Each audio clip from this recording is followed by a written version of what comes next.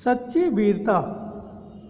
सच्ची वीरता सरदार पूर्ण सिंह द्वारा लिखे गए इस निबंध में सच्चे वीर पुरुषों के धैर्य, साहस और स्वाभिमान जैसे गुणों पर प्रकाश डालते हुए बताया गया है कि वीर पुरुष प्रत्येक दशा में सच्चाई का साथ देते हैं।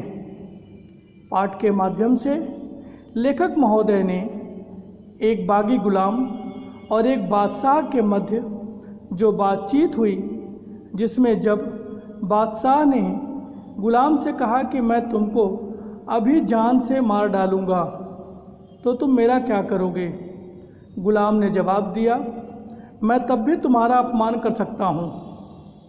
गुलाम का यह जवाब उन राजाओं के लिए उत्तर था जो राजा अयोग्य होते हुए झूठी शान के आधार पर कायरों को डरा कर रखते थे।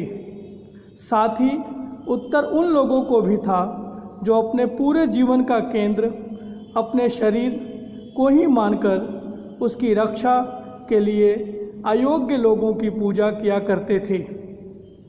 लेखक ने अपने निबंध में महाराजा रणजीत सिंह के वीरता को शामिल किया है। महाराजा रणजीत सिंह शेर पंजाब के नाम से प्रसिद्ध हैं।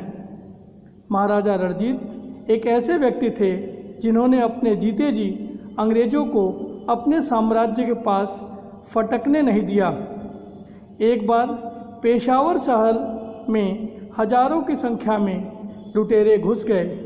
शहर के सैनिकों की संख्या 150 ही थी। रणजीत सिंह उन्हीं 150 सैनिकों के साथ वीरता के साथ सामना करते हुए लुटेरों को भगा दिया।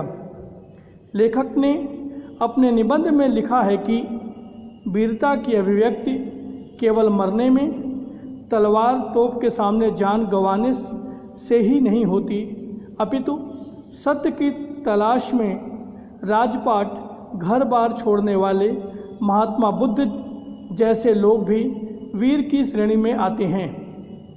यदि कोई सच्चा वीर है तो आवश्यकता पड़ने पर पीछे नहीं हटता, चाहे जैसी परिस्थिति हो उसका डटकर सामना करता है।